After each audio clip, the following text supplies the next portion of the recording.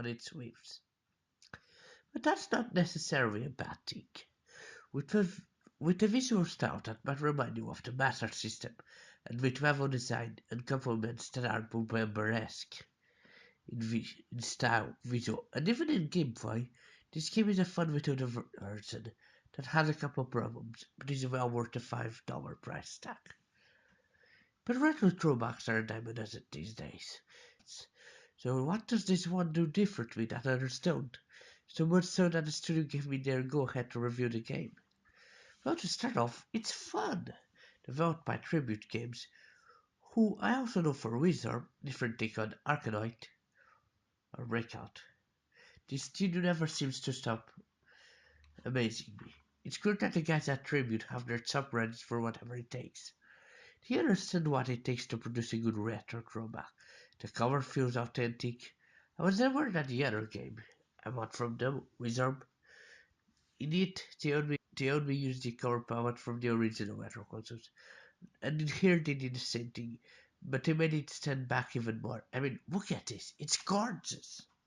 The protagonist, whose name I won't even try to pronounce, and who looks like Bomb Jack, can throw shurikens instead of pellets. Now, he can only throw 3 or 4 at the screen at once, but if you get close to a target and they hit the target and disappear and you can mass it, making quick work of most enemies, excluding the Kappas, at least, as I assume that's what they are. They are the Koopa-Troop-like enemies who retreat to themselves. Things get complicated, however, as standing directly in front of the enemy and pressing the shuriken button is not that simple, as most enemies have projectiles of their own, and then even those who just walk in your direction can damage you by contact, so you have to plan things carefully. And jump.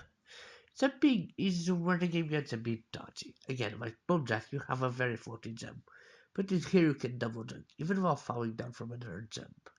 It means to put in an instance where I automatically double jump when I was falling from a jump, and that just wasn't enough to reach the next vent.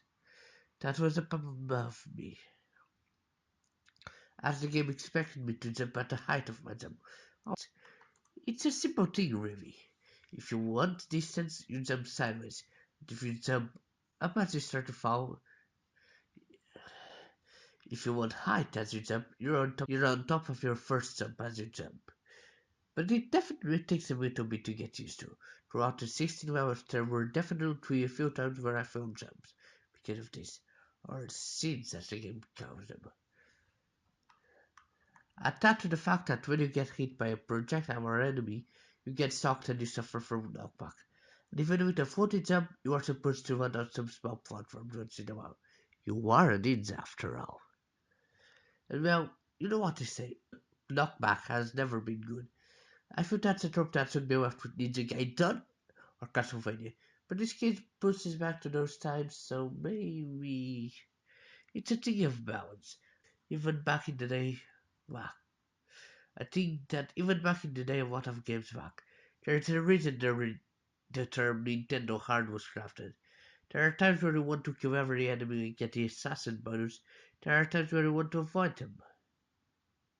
As you might have noticed by now, the game runs really fast, faster than similar system would probably run on a retro system. This leads to some rare moments where you feel like you lose control, but the controls are always impressive. Of course, bikes are instant kill. It wouldn't be Mega Man inspired with anything, right? The art style reminds me a lot of Master System games, as previously said, but if you had to pick a game in the NES to look at, compare it to, it would be either River City Ransom or Adventure Island, with their almost square sprites. It's not a negative thing. I think they have charm. Quite a bit indeed. And I really like it. Did I remind people that I use the words gorgeous to describe it? The game also features a challenge mode for speedrunners and and a boss rush. Though I am nowhere good enough for those.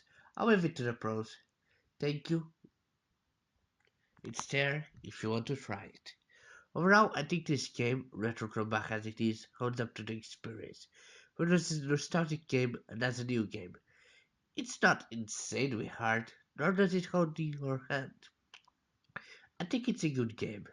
I'd hold the cover and flash a thumbs up, but it's a Steam game, so I can never only recommend you get it.